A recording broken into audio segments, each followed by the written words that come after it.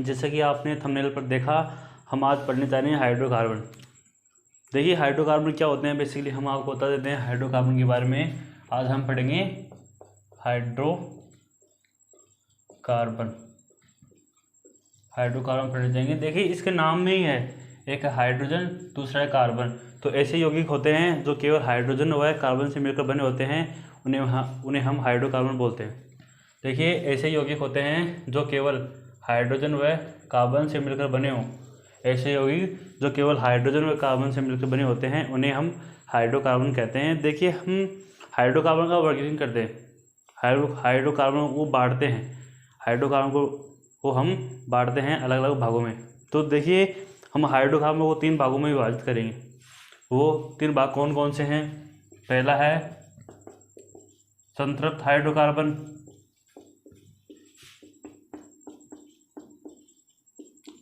Hydrocarbon, दूसरा भाग जो है वो है असंतृप्त हाइड्रोकार्बन, असंतृप्त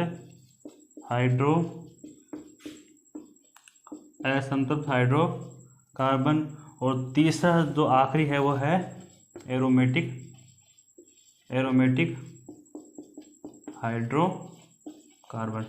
देखिए जो हाइड्रोकार्बन होते हैं वो 3 प्रकार के होते हैं, संतृप्त हाइड्रोकार्बन, असंतृप्त हाइड्रोकार्बन और एरोमेटिक हाइड्रोकार्बन। तो सबसे पहले हम देखेंगे कि संतृप्त हाइड्रोकार्बन किसे बोलते हैं, असंतृप्त किसे कहते हैं, और आखिरी में देखेंगे कि एरोमेटिक हाइड्रोकार्बन क्या होते हैं। देखिए संतृप्त हाइड्रोकार्बन सिंपल है। देखिए ऐसे हाइड्रोकार्बन जिनमें कार्बन कार्बन के मध्य सिंगल बॉन्ड हो वो संतृप्त हाइड्रोकार्बन होंगे, और ऐसे हाइड्रोकार्बन जिनके मध्य कार्बन कार्बन के मध्य डबल बॉन्ड हो वो असंतृप्त होगा, और कार्बन कार्बन के मध्य ट्रिपल बॉन्ड हो वो भी क्या होगा, असंतृप्त हाइड्रोकार्बन होगा।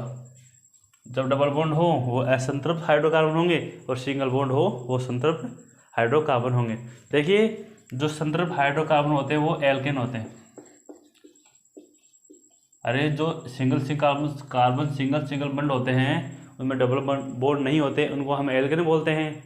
ये तो सिंपल है ना। जैसे हम लिखते हैं यहाँ पर CH3 CH2 CH2 और CH3, ये क्या है, एल्केन है। और हम बात करते हैं CH2 ये एक डबल बॉन्ड आने से ये क्या है, एल्कीन है। और कार्बन कार्बन मध्य ट्रिपल बॉन्ड आने से क्या हो गए, एल्काइन हो गए। तो ये दोनों असंतृप्त हाइड्रोकार्बन है और ये एक संतृप्त हाइड्रोकार्बन है। तो संतृप्त हाइड्रोकार्बन होते हैं उनमें हम एल्केन को रखते हैं, और असंतृप्त हाइड्रोकार्बन होते हैं उसमें हम एल्कीन व एल्काइन को रखते हैं। तो समझ में आ गया कि जो असंतृप्त हाइड्रोकार्बन होते हैं वो जिनके कार्बन कार्बन के मध्य डबल बॉन्ड हो उन्हें असंतृप्त, और ट्रिपल बॉन्ड हो उन्हें भी असंतृप्त हाइड्रोकार्बन बोलते हैं। और संतृप्त उसे बोलते हैं जिसमें कार्बन कार्बन के मध्य केवल सिग्मा बंद हो, केवल सिंगल बॉन्ड हो, उन्हें संतृप्त हाइड्रोकार्बन कहते हैं। अब देखिए सबसे पहले हम एल्केन के बारे में बात करते हैं कि एल्केन क्या होती है। आपको पता है कि जो एल्केन होती हैं वो इस प्रकार के जो अणु हैं, इस प्रकार के जो मॉलिक्यूल हैं जिनके कार्बन कार्बन के मध्य सिंगल बॉन्ड होता है वो संतृप्त हाइड्रोकार्बन होते हैं, और इन्हीं को क्या बोलते हैं, हम एल्केन बोलते हैं। इन्हीं को हम क्या बोलते हैं, एल्केन बोलते हैं। तो देखिए सबसे पहले हम बात करते हैं एल्केन की। देखिए एल्केन क्या होते हैं। देखिए एल्केन का जो सामान्य सूत्र होता है, इसका निकालने का जो सामान्य जनरल फॉर्मूला होता है वो देखिए एक बार, ये होगा CnH2n+2। ये इसका सामान्य फॉर्मूला होता है, जनरल फॉर्मूला CnH2n+2। अब देखिए जो n है यहाँ पर 1 2 3 4 ऐसे काउंट संख्या लिखी जाती है। जो n है यहाँ पर इसमें इसके स्थान पर संख्या लिखी जाती है 1 2 3 4 5 है। आप कितने भी लिख सकते हो लेकिन 0 नहीं लिख सकते। 0 लिख दोगे, यहाँ पर 0 लिख दोगे तो हाइड्रोकार्बन बचा ही नहीं, कार्बन तो 0 हो गया, बचे हाइड्रोजन। तो हाइड्रोजन हुए, हाइड्रोकार्बन कहाँ पर हुआ, हाइड्रोकार्बन कहाँ पर हुआ। अब मैंने बताया था कि हाइड्रोकार्बन वो होते हैं जिनमें हाइड्रोजन भी हो और कार्बन भी हो। तो अगर आप कार्बन जगह 0 रख दोगे तो वो हाइड्रोकार्बन नहीं आएगा, फिर वो कुछ होगा, ठीक है, वो हाइड्रोजन बचेगा। अगर आप 1 रखोगे, अगर हाइड्रोजन n के स्थान पर आप 1 रखोगे तो आपको एक यौगिक प्राप्त होगा, एक CH4 का अणु प्राप्त होगा। अब ये CH4 का अणु है, ये एल्केन परिवार का क्या है, प्रथम सदस्य है। अरे एक रखने पर जो पहले आए वो ही तो होगा प्रथम सदस्य, तो ये है प्रथम सदस्य। एल्केन परिवार का जो ये मेथेन होता है ये प्रथम सदस्य होता है, इसको मेथेन बोलते हैं, इसको हम मेथेन बोलते हैं। देखिए ये है मेथेन, ये गैस है, मेथेन गैस भी बोलते हैं इसको, ये मेथेन गैस ही है। लिख दो, आप कंफ्यूज हो गए, ये मेथेन गैस होती है, मेथेन गैस होती है। और इसे हम मार्स गैस भी से बोलते हैं, इसे मार्स गैस भी बोलते हैं। किसको? मेथेन को। इसका संकरण होता है, संकरण, अरे संकरण केमिकल बॉन्डिंग चैप्टर आएगा उसमें हम डिटेल से पढ़ेंगे संकरण को, लेकिन इसमें हम देखेंगे इसका संकरण क्या होता है। देखिए इसमें जो कार्बन होता है इसका संकरण होता है sp3, इसका संकरण होता है वो sp3 होता है, sp3 संकरण होता है। और sp3 संकरण होता है, उसकी जो संरचना होती है ना, अरे sp3 संकरण कहीं पर आओ, उसकी संरचना जो होगी वो चतुष्फलक की संरचना होती है। कौन सी संरचना होती है? चतुष्फलकीय। जो sp3 संकरण होता है उसकी संरचना जो होती है वो sp3 की संरचना होगी वो चतुष्फलकीय की संरचना होती है। और इसे मार्स गैस बोलते हैं, इसे मेथेन गैस बोलते हैं, और ये एल्केन परिवार का प्रथम सदस्य है। यहाँ तक बात को समझ में आई तो वीडियो को लाइक कीजिए और आगे देखिए आगे हम बात करते हैं एल्केन की प्रथम सदस्य के बारे में बात हो गई। इसके बाद आगे देखते हैं, थोड़ा सा और है इसमें। देखिए जो एल्केन होते हैं उसको हम पैराफिन भी बोलते हैं, जो एल्केन होते हैं उसको हम पैराफिन भी बोलते हैं। इससे अच्छी तरीके से साफ नहीं हो रहा तो हम थोड़ा देसी जुगाड़ अपनाते हैं, ये है हमारा देसी जुगाड़। तो चलिए बात करते हैं हम आगे कि एल्केन को हम पैराफिन भी बोलते हैं। जो एल्केन होते हैं ना उनको हम पैराफिन बोलते हैं, पैराफिन। देखिए पैराफिन का अर्थ है कम क्रियाशील, इसका अर्थ ही है कम क्रियाशील। मतलब पहले एल्केन को पैराफिन बोलते थे, वो क्यों बोलते थे? क्योंकि जो एल्केन होते हैं वो क्रियाशील होते नहीं हैं, ये अक्रियाशील होते हैं, अर्थात कम क्रियाशील करते हैं। किसी दूसरे पदार्थ के साथ जब आप रिएक्शन कराओगे तो इतनी आसानी से रिएक्शन नहीं करेंगे, मना कर देंगे हम तो रिएक्शन नहीं करेंगे। क्यों मना कर रहे हैं किसी अन्य पदार्थ के साथ रिएक्शन करने में? क्यों कर रहे हैं मना? इतनी निष्क्रिय क्यों है? क्योंकि जब हम एल्केन का फॉर्मूला लिखेंगे एक बार कि ये हमारे पास कोई एल्केन है, देखिए इसमें कार्बन इसको हम खोल के लिखते हैं ताकि आपको अच्छे से समझ में आ जाए। इसको हम अच्छे से लिखते हैं ताकि आपको समझ में आ जाए, आपके खोपड़ी में सीधा बात क्लिक कर जाए। देखिए ये एल्केन है, ये एक एल्केन है क्योंकि यहाँ पर कोई डबल बॉन्ड नहीं है। अब देखिए एल्केन में कार्बन व कार्बन हाइड्रोजन के मध्य जो बंध है सिग्मा बंध है, जो सिंगल बंड होता है ना उसको हम सिग्मा बंध बोलते हैं। तो यहाँ पर सिंगल बंड है, वो सिंगल बंद होता है ना, ये सिग्मा बंध, सिंगल बंड एक ही है, डबल बॉन्ड तो है नहीं। तो ये जो सिंगल बंद होता है इसे हम बोलते हैं सिग्मा बॉन्ड। और जो सिग्मा बंद होता है ना ये काफ़ी मजबूत होता है, काफ़ी मजबूत होता है, इतनी आसानी से टूटता नहीं है। नॉर्मल कंडीशन में ये टूटता नहीं है। अगर ये टूटेगा ही नहीं तो दूसरे के साथ जुड़ेगा कैसे? अगर ये टूटेगा ही नहीं तो दूसरे के साथ जुड़ेगा कैसे? इसलिए जो एल्केन होते हैं वो कम क्रियाशील होते हैं। पैराफिन का अर्थ क्या है? कम क्रियाशील, कम क्रियाशील। एल्केन का ये अर्थ होता है कि जो एल्केन होते हैं वो कम क्रियाशील होते हैं। क्यों होते हैं? क्योंकि इनके जो सिग्मा बंध एक प्रबल बंध होता है, तो सिग्मा बंध है वो प्रबल बंध होने के कारण, स्ट्रॉन्ग बॉन्ड होने के कारण एल्केन होते हैं वो कम क्रियाशील होते हैं। अगर यहाँ तक बात समझ में आई तो इसे आप नोट कर सकते हैं। आगे देखिए हम बात करते हैं एल्केन के भौतिक गुणधर्मों के बारे में। एल्केन की प्रॉपर्टी क्या है? हमारे पास जैसे मकान बिल्डिंग वगैरह है ना, उसी प्रकार एल्केन के क्या प्रॉपर्टी है हम बात करेंगे। एल्केन के भौतिक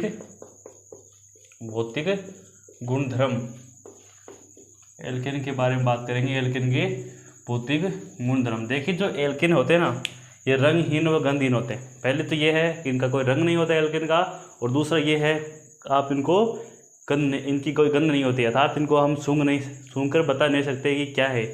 तो ये रंगहीन होते हैं, रंगहीन व दूसरा क्या होते हैं, ये गंधहीन होते हैं। कौन होते हैं, एल्केन। रंगहीन होंगे और गंधहीन होंगे। अब कोई सोचेगा कि मैं तो सूंघ के बता दूंगा, अरे कैसे सूंघेगा, इसकी कोई गंध नहीं है, इसकी कोई गंध नहीं है, तो आप इसको सूंघ कर नहीं बता सकते, और न ही आप इनको कोई कलर के माध्यम से पहचान सकते हैं, न तो इनका कोई रंग होता है, न इनकी कोई गंध होती है। तो रंगहीन और गंधहीन होते हैं। देखिए जो एल्केन होते हैं, देखिए हम बताते हैं कि एक कार्बन से लेकर 4 कार्बन तक के अणु हैं वो क्या होंगे, गैस होंगे। एक कार्बन से लेकर तो 4 कार्बन तक जो एल्केन हैं वो सभी क्या होंगे, गैसें होंगी। देखिए कैसे होंगी, जैसे ये एक मिथाइल है, CH4 मीथेन है, ये गैस है। CH3 ये भी एक गैस है। CH3 CH2 CH3 ये भी एक गैस है। CH3 CH2 CH2 CH3 ये सभी जो होती है ये गैसें होती है, ये सभी होती हैं वो गैसें होती हैं। तो कार्बन 1 से लेकर 4 तक जो होती हैं वो गैसें होती हैं। देखिए ये एक अणु है, ये दूसरा अणु है, ये तीसरा अणु है, ये चौथा अणु है। इस प्रकार ये एल्केन के अणु हैं। और कार्बन के एक अणु से लेकर 4 अणुओं तक जो होते हैं वो गैस होते हैं। और चार के बाद क्या आएगा, 5। 4 के बाद क्या आएगा, 5। तो 5 से लेकर 17 तक जो होंगे वो लिक्विड होंगे, जो होंगे वो लिक्विड होंगे। और 18 से जो आगे होंगे वो सॉलिड होंगे। सॉलिड का जानते हो ना, कठोर होंगे, धातु की तरह होंगे, कठोर। C 18 के आगे देखिए यहाँ से कार्बन 1 से लेकर 4 तक तो गैस थी, कार्बन 5 से लेकर 17 तक द्रव्य बन गए, और 18 से आगे ठोस हो गए। तो ये इनके लॉजिक क्या है, ये कार्बन 1 से लेकर 4 तक गैस क्यों है, 5 से लेकर 17 तक लिक्विड क्यों है, और आगे ठोस क्यों हो गए। देखिए हम आपको एक बहुत ही अच्छी बात बताते हैं, अगर आपके वो माइंड में घुसती है तो आपको बहुत ही फ़ायदा हो सकता है आगे के चैप्टर में। देखिए वो बात क्या है, बड़े ध्यान से सुनना है आपको कि वो बात कौन सी है, वो बात कौन सी है। तो देखिए जो हम यहाँ पर एल्केन का मिथाइल जो मिथाइल होता है उसका एक अणु हमने यहाँ पर ले लिया, यहाँ पर मिथाइल का हमने दूसरा अणु ले लिया, यहाँ पर मैंने मिथाइल का एक तीसरा अणु ले लिया। देखिए जो ये मिथाइल के हमने अणु लिए हैं ये सभी अध्रुवीय अणु हैं, सभी ये अध्रुवीय हैं। ये भी अध्रुवीय है, ये भी अध्रुवीय है, और ये भी अध्रुवीय है। जो एल्केन होते हैं वो सभी अध्रुवीय होते हैं। अब अध्रुवीय का मीनिंग क्या है, जैसे मैं एक ध्रुवीय का आपको एग्जाम्पल बताता हूँ तो आप अध्रुवीय को आसानी से समझ सकते हैं। जैसे जो HCl है वो एक ध्रुवीय अणु है, HCl है एक ध्रुवीय अणु है। देखिए जो इसमें जो हाइड्रोजन होती है उसकी जो विद्युत ऋणता होती है, इलेक्ट्रॉन नेगेटिविटी होती है, वो 2.1 होती है, 2.1 होती है। और जो क्लोरीन होती है इसकी होती है 3 होती है। अब देखिए हाइड्रोजन और क्लोरीन में ज़्यादा विद्युतता क्लोरीन की होगी, तो इस पर जो आंशिक ऋणावेश आ जाता है, क्योंकि ये इलेक्ट्रॉनों को अपनी तरफ खींच लेता है। तो इलेक्ट्रॉन पर चार्ज नेगेटिव होने के कारण इसके ऊपर नेगेटिव चार्ज आ जाता है, और जो हाइड्रोजन होता है उसके ऊपर आंशिक धनावेश। तो देखिए इस अणु के ऊपर 2 ध्रुव आ गए, 2 पोल्स आ गए, एक धनात्मक पोल आ गया, दूसरा ऋणात्मक पोल आ गया। तो ये ध्रुवीय हो गया। क्यों हो गया, क्योंकि इस पर ध्रुव आ गए, पॉजिटिव ध्रुव है और नेगेटिव ध्रुव है। लेकिन जो मिथाइल होते हैं, जो एल्केन होते हैं, उन पर कोई ध्रुव नहीं आता, उन पर कोई पॉजिटिव नेगेटिव चार्ज नहीं आता। इसलिए जो मिथाइल होते हैं ना वो अध्रुवीय होते हैं, समझ गए। जो मिथाइल, इथाइल, एथेन वगैरह, प्रोपेन, ब्यूटेन, एथेन, मतलब एथेन, प्रोपेन, ब्यूटेन, एथेन होते हैं, ये सभी अध्रुवीय होते हैं। ब्यूटेन, पेंटेन, हेक्सेन ये सभी अध्रुवीय होते हैं। और अध्रुवीय अणुओं के मध्य ये आपको अच्छी तरह से बांध लेनी है, दिमाग में अच्छी तरह से घुसा लेनी है कि अध्रुवीय अणुओं के मध्य जो बल लगता है वो वांडरवाल बल लगता है। वांडरवाल बल होता है जो अध्रुवीय अणुओं के मध्य लगता है। देखिए ये आपस में जुड़े होंगे, ये आपस में जुड़े होंगे। गैस है तो गैस में भी मॉलिक्यूल आपस में जुड़े हुए होंगे, लेकिन वो इतनी मजबूती से नहीं जुड़े होते जितना कि ठोस में जुड़े होते हैं। ठीक है, तो जो अध्रुवीय अणु है उनके मध्य जो बल है वो कौन सा बल है? वान डर वाल बल होता है। अब देखिए जो वान डर वाल बल होता है, जो वान डर वाल बल बताया कि जो अध्रुवीय अणु है उनके मध्य जो बल लगता है, अध्रुवीय अणु के मध्य जो बल लगता है वो वान डर वाल बल होता है। ठीक है, अब अध्रुवीय अणु के मध्य जो वान डर वाल लगता है ये निर्भर किस पर करता है? देखिए ये छोटा सा मॉलिक्यूल है, ये सब छोटे छोटे मॉलिक्यूल है। अगर इसके स्थान पर मैं थोड़ा बड़ा मॉलिक्यूल लेता हूँ, इसके स्थान पर थोड़ा मैं बड़ा मॉलिक्यूल लेता हूँ, जैसे हम बड़ा मॉलिक्यूल लेते हैं ये, और यहाँ पर दूसरा ले लिया, यहाँ पर एक इस प्रकार का ही दूसरा ले लिया, और एक मैंने यहाँ पर ले लिया ये। तो देखिए जो इनके मध्य भी ये अध्रुवीय है, वान डर वाल बल लगता है, और इनके मध्य भी क्या लगता है? वान डर वाल बल लगता है। आपस में वान डर वाल बल द्वारा जुड़े हुए होते हैं, और ये भी अध्रुवीय है, ये भी वान डर वाल बल द्वारा जुड़े हुए होते हैं, ये भी जुड़े होते हैं। अब देखिए जो वान डर वाल बल आता है वो इनमें ज़्यादा किस में है? देखिए जो ये CH3 मॉलिक्यूल है काफ़ी छोटा सा है, इसका पृष्ठीय क्षेत्रफल काफ़ी कम है, पृष्ठीय जो इसका एरिया है वो कम है, क्योंकि आपको दिखाई दे रहा है कि ये थोड़ा सा ये ज़्यादा है। लेकिन जो जैसे जैसे हम कार्बन की संख्या बढ़ाएंगे, जैसे जैसे कार्बन की संख्या बढ़ाएंगे तो ऑब्वियसली अणुभार में वृद्धि होगी। तो जैसे जैसे कार्बन की संख्या बढ़ाएंगे तो इनका पृष्ठीय क्षेत्रफल है, जो एरिया है पृष्ठ का, वो भी बढ़ता है। पृष्ठ का एरिया बढ़ने से क्या होगा? जो इनके जो अणु हैं उनके मध्य वान डर वाल बल भी बढ़ते हैं, उनके मध्य वान डर वाल बल भी बढ़ते हैं। तो वान डर वाल जितना अधिक बढ़ता जाएगा वो गैस से लिक्विड, लिक्विड से ठोस बनता जाएगा।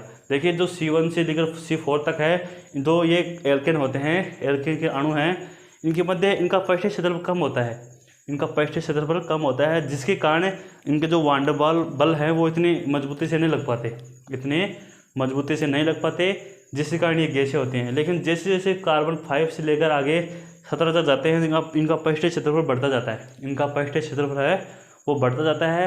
पृष्ठीय क्षेत्रफल बढ़ने के कारण इनके मध्य जो वान डर वाल बल है, इनके अणुओं के मध्य जो वान डर वाल बल लग रहा है वो और मजबूती से उनको पकड़ के रखता है, तो वे द्रव्य से लिक्विड बन गए। और अगर आगे कार्बन की संख्या और संख्या बढ़ाएंगे तो वो वान डर वाल बल है वो और मजबूती से उनको पकड़ने लग जाएगा, उनको पकड़ेगा अणुओं को, तो किसका निर्माण हो जाएगा? सॉलिड का निर्माण हो जाएगा। तो ये है कि लिक्विड क्यों है, गैस क्यों है, लिक्विड क्यों है और सॉलिड क्यों है।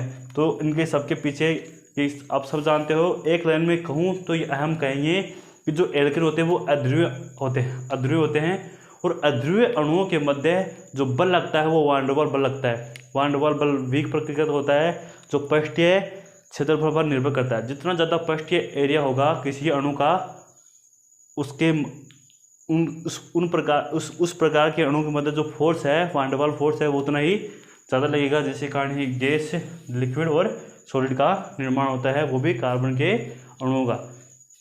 तो ये हमने बात कर ली इसके भौतिक गुणधर्म की।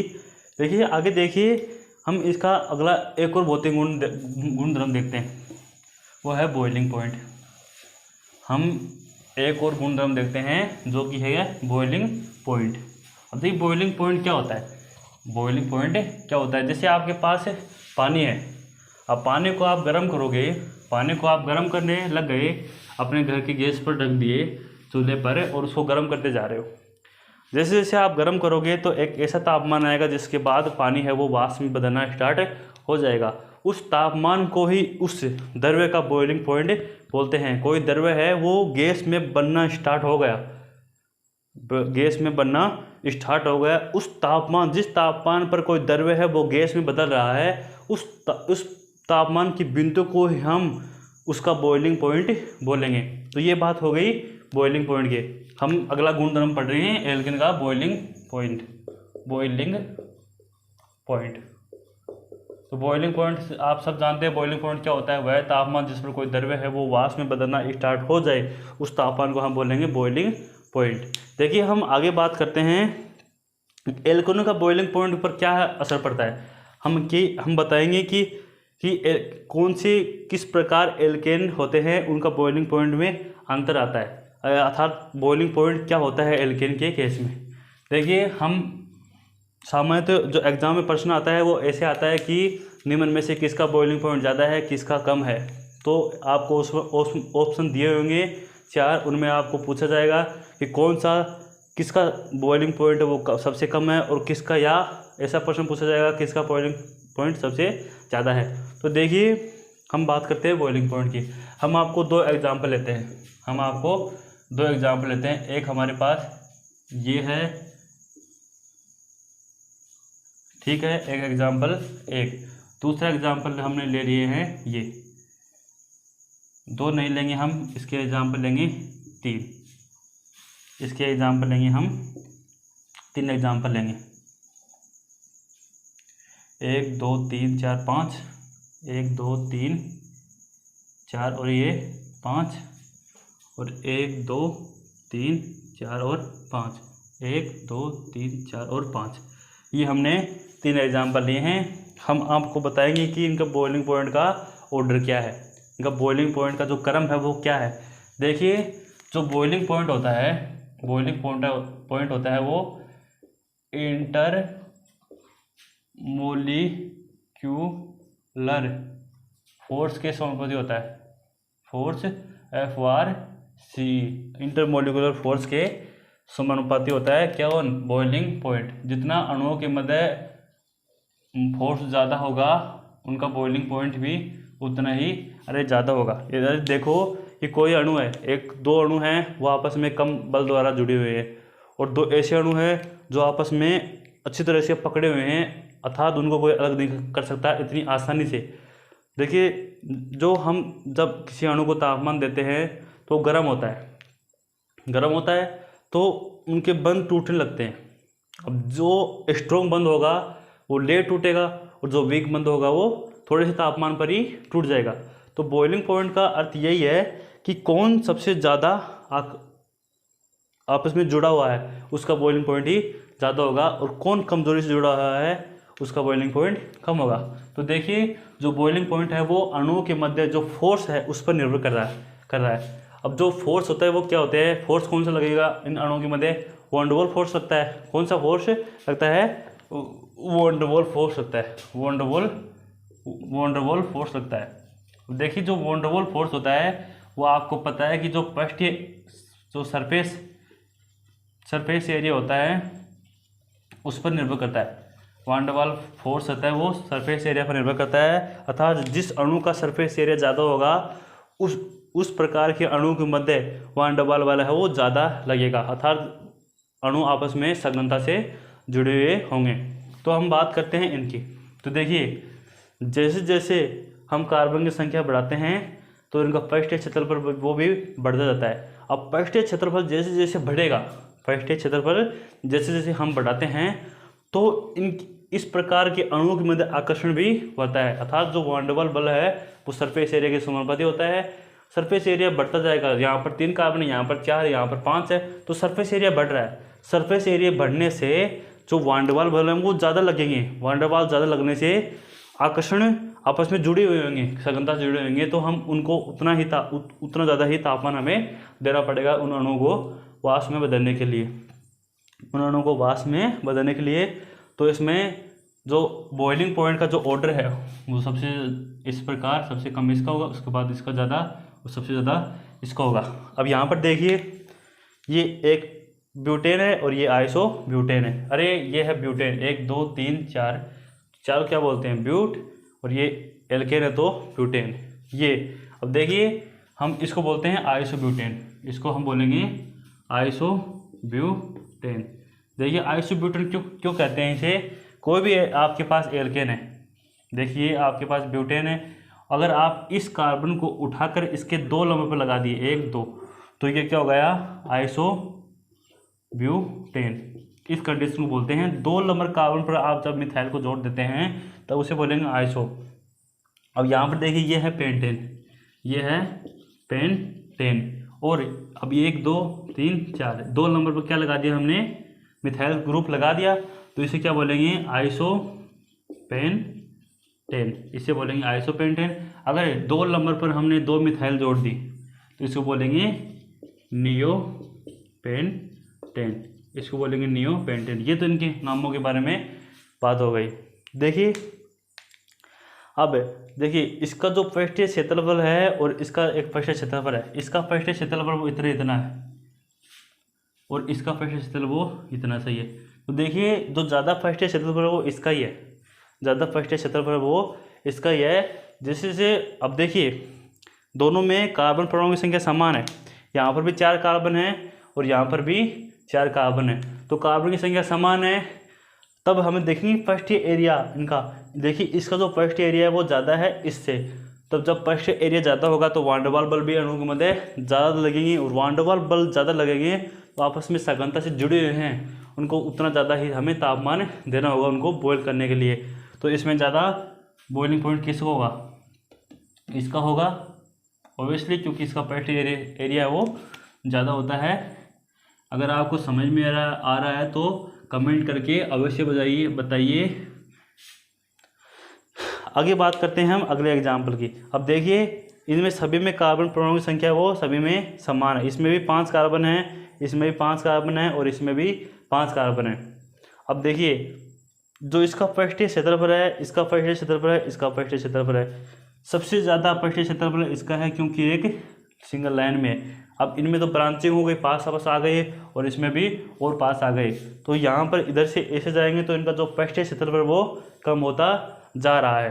पृष्ठीय क्षेत्रफल कम होने के कारण इनका बॉइलिंग पॉइंट भी कम होता चला जाता है। क्यों होता है, क्योंकि पृष्ठीय क्षेत्रफल क्या होता है, वान डेर वाल्स फोर्स के समानुपाती होता है। तो जितना ज़्यादा पृष्ठीय एरिया होगा उतने अणुओं के मध्य उतना ही वान डेर वाल्स बल लगेगा, वो उतना ही सघनता से आपस में जुड़े हुए होंगे और उनका बॉइलिंग पॉइंट क्रम भी बढ़ता जाएगा, जिनके मध्य वान डेर वाल्स फोर्स बढ़ते जाएंगे। तो सबसे वान डेर वाल्स फोर्स इनकी इस प्रकार के अणु के मध्य ज़्यादा है, उसके बाद इसकी कम इससे कम, सबसे कम उससे। तो इसमें सबसे ज़्यादा बॉइलिंग पॉइंट वो इसका होगा, इसमें इसका होगा और सबसे कम वो इसका होगा। अगर आपको वीडियो अच्छा लग रहा है तो चैनल को सब्सक्राइब कीजिए और वीडियो को लाइक कीजिए। अगले गुणधर्म की हम बात करते हैं मेल्टिंग पॉइंट। अगले गुणधर्म के बारे में बात करते हैं हम मेल्टिंग पॉइंट। अगले गुणधर्म के बारे में बात करते हैं हम मेल्टिंग पॉइंट।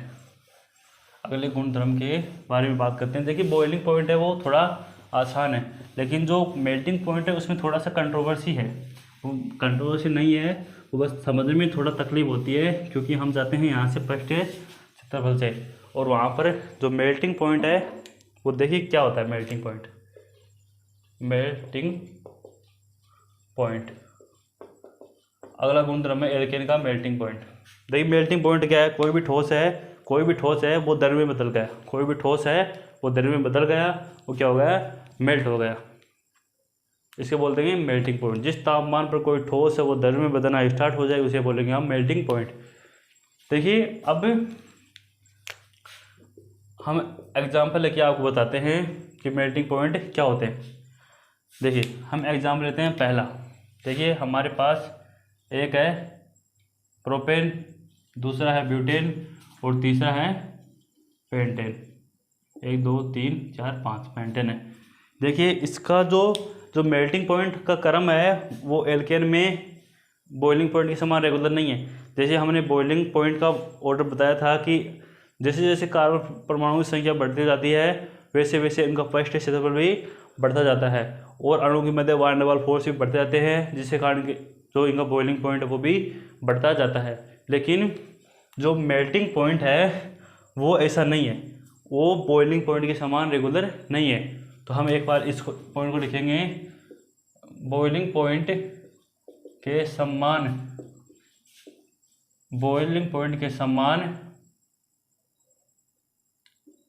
मेल्टिंग पॉइंट का रेगुलर ऑर्डर नहीं होता। अर्थात जैसे जैसे हमने पढ़ा था कि जो मेल्टिंग पॉइंट बॉइलिंग पॉइंट हमने पढ़ा था उसमें जैसे जैसे कार्बन संख्या बढ़ रही थी जो बॉइलिंग पॉइंट वही बढ़ रहा था, लेकिन इसमें जिससे कार्बन परमाणु संख्या बढ़ेगी वैसे मेल्टिंग पॉइंट बढ़ेगा नहीं। जो मेल्टिंग पॉइंट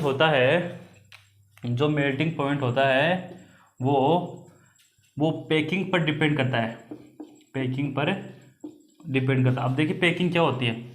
पैकिंग, अरे जो अणु अच्छे से पैक होगा, जो अणु अच्छे से पैक होगा, सघनता से पैक होगा, उसको पिघलाना उतना ही हमें कठिनदायक होगा, हमें उसको पिघलाने में उतना ही ज़्यादा जोर आएगा।